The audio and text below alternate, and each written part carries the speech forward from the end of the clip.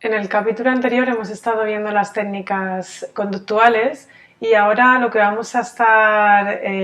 trabajando son las técnicas cognitivas. En la carrera nos han enseñado lo que son los análisis funcionales, pero el tipo de análisis funcional que vamos a trabajar hoy es algo distinto y tiene, bueno, pues otra serie de características. Desde nuestro punto de vista es muchísimo más práctico, es mucho más eficiente y sobre todo sirve para trabajar sobre el caso, pero muchísimo más importante para trabajar con los padres. Por eso dentro del análisis funcional tenemos que tener en cuenta que para poder mostrarlo hace falta tener una información del caso lo suficientemente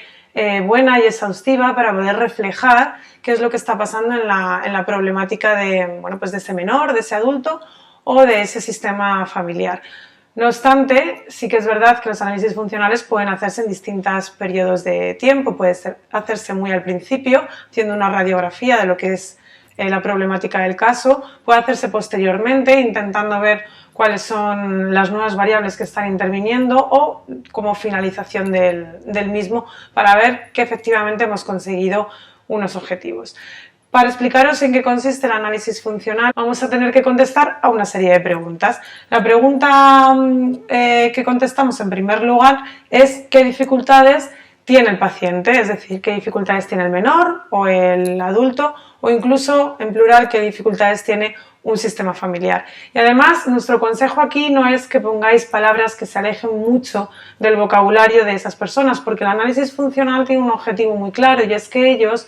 interpreten y vean el problema y el diagnóstico general del caso de la misma forma que lo ves tú, con lo cual tenemos que intentar tener un vocabulario y utilizar una serie de palabras que sean lo suficientemente cercanas para que efectivamente se pueda entender la problemática del caso de la misma forma, tanto para un especialista, que en este caso eres tú, como para la familia que está escuchando cómo ves tú la problemática del caso. Por eso, dentro de estos análisis funcionales es muy importante no solamente atender a lo que le pasa al paciente y al sistema familiar, sino también verlo en los diferentes ambientes en los que están ocurriendo las dificultades.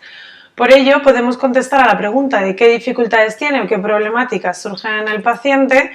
atendiendo a los distintos ambientes. Normalmente la primera pregunta se va a resolver diciendo qué dificultades hay en la casa, en el propio domicilio. Y para ello, bueno, pues hay una serie de conductas, hay una serie de dificultades que se pueden explicar de una forma más o menos cercana, pero sí que es verdad que podemos describir comportamientos y cuando describimos los comportamientos entonces estamos poniendo algo objetivo y estamos intentando que la otra persona que mire los análisis funcional entienda las cosas de la misma manera. No es lo mismo decir que un paciente tiene falta de autonomía que decir que no sabe jugar solo. Cuando estás diciendo que no sabe jugar solo, estás haciendo un grado mayor de concreción que ellos pueden de alguna forma verificar si efectivamente ocurre o no ocurre, incluso poner muchos ejemplos. Porque una de las cosas más importantes de los análisis funcionales es que no se hacen solos, sino que se hacen de forma constructiva con el paciente o con la familia. Entonces, nosotros llevamos efectivamente un borrador donde vemos la problemática desde una perspectiva, pero eso no quiere decir que ellos no puedan complementarla y desde luego no puedan de alguna forma, bueno, pues hacer que el caso coja más rigor y hacer que su perspectiva esté integrada dentro de este documento, dentro de este análisis funcional.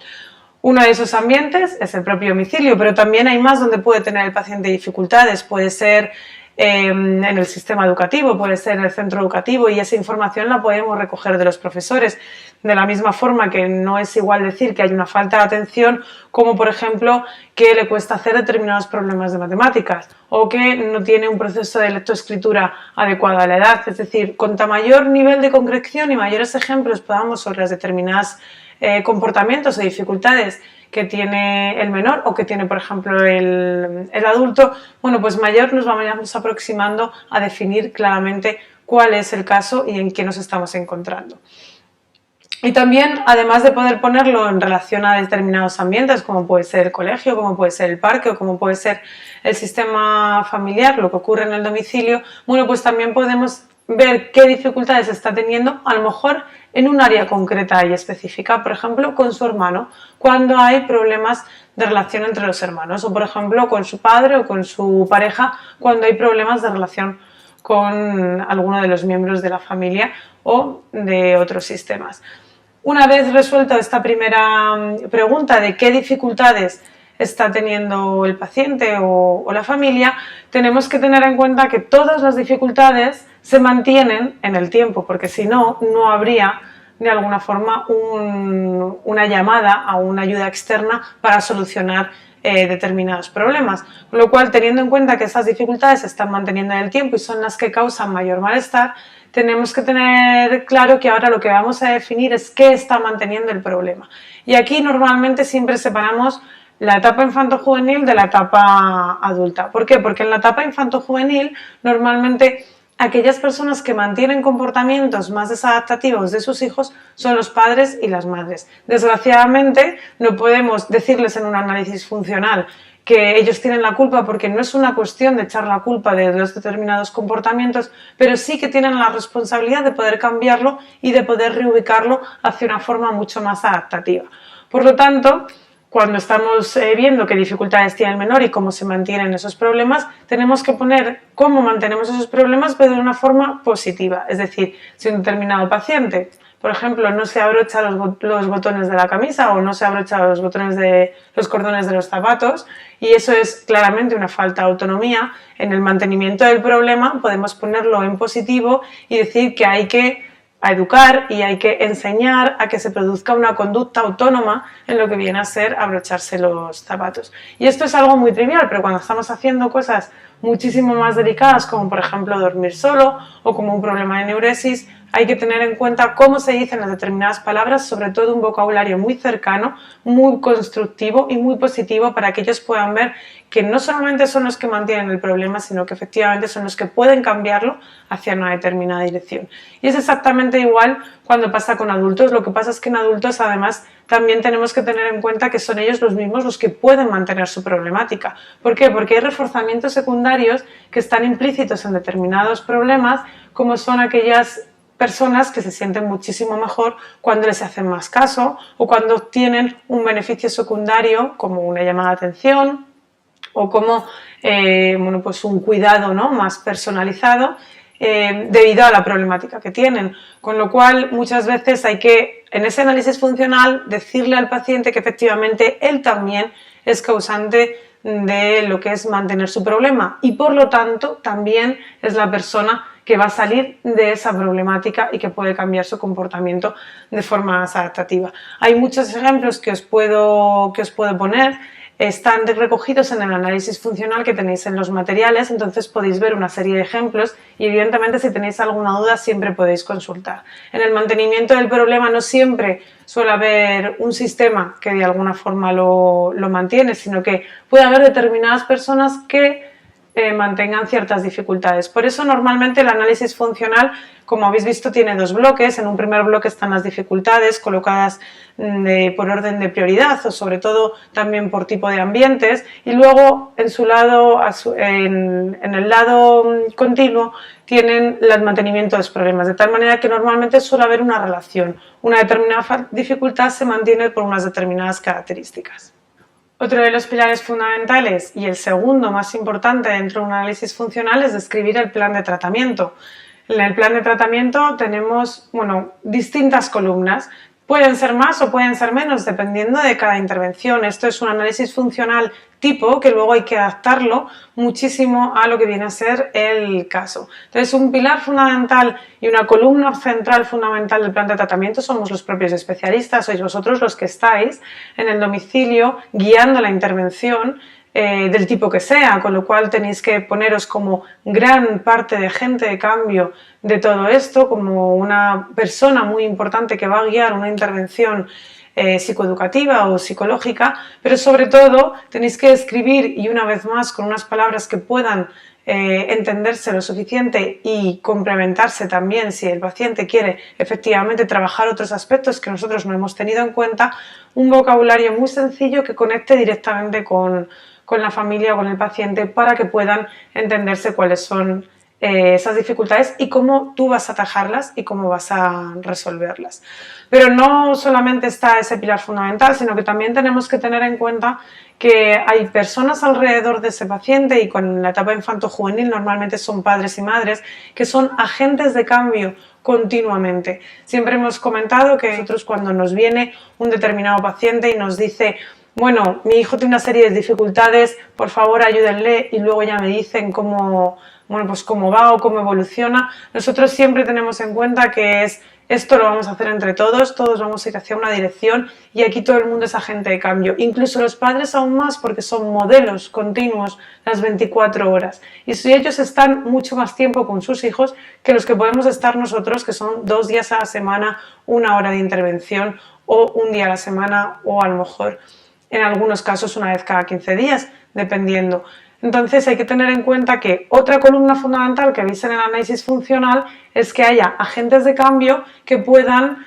complementar la intervención en los momentos en los que el psicólogo no está presente en el domicilio. Por eso, en este plan de tratamiento, en esta columna, es muy importante que el padre, la madre, la pareja o la persona que está al lado del paciente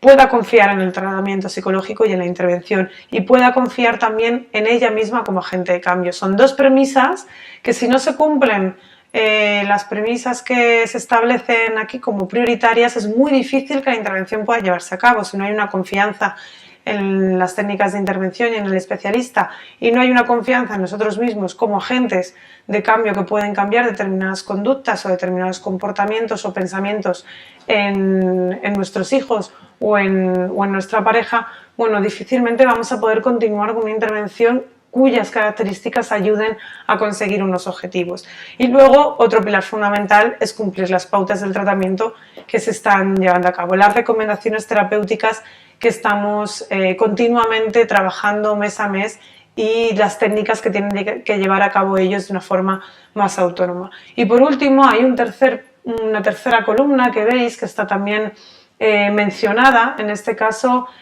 son los agentes que están alrededor, pero que son profesionales y que no están en contacto tan continuo con el paciente, pero que efectivamente son importantes. Y estamos hablando de profesores, estamos hablando de neurólogos, estamos hablando de psicólogos a lo mejor que atienden a los niños en consulta externa. Es decir, todas aquellas personas que están en contacto con el paciente son agentes de cambio, y evidentemente hay que coordinarse con ellos. Y la premisa fundamental del plan de tratamiento es: yo, como especialista de esta intervención, me voy a coordinar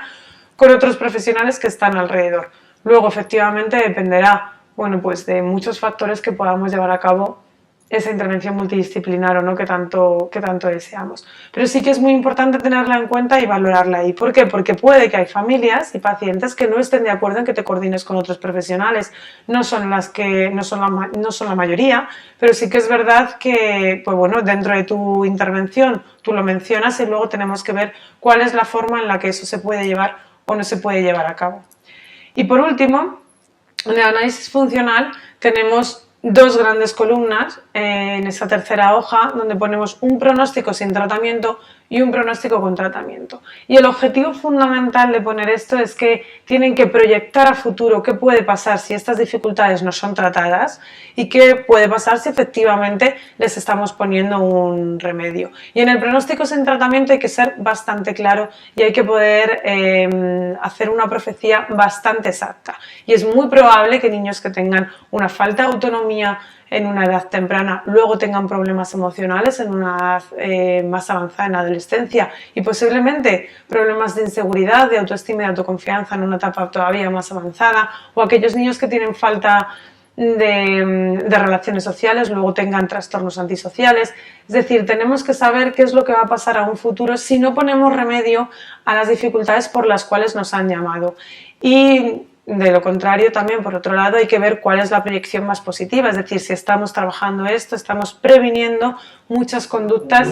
que finalmente puedan dar lugar a que el paciente tenga mayor bienestar y mayor calidad de vida. Por lo tanto, el análisis funcional es importante que tengáis en cuenta que se debe hacer en un momento en el que se tenga información, siempre de una forma constructiva con el paciente y con la familia, siempre dando la visión que tenemos nosotros de la intervención y del plan de tratamiento, incorporando también la que tengan ellas, y el objetivo fundamental es que puedan entender la problemática de la misma forma que la entiendes tú, para que todos vayamos acompañados en una intervención y finalmente se consigan los objetivos.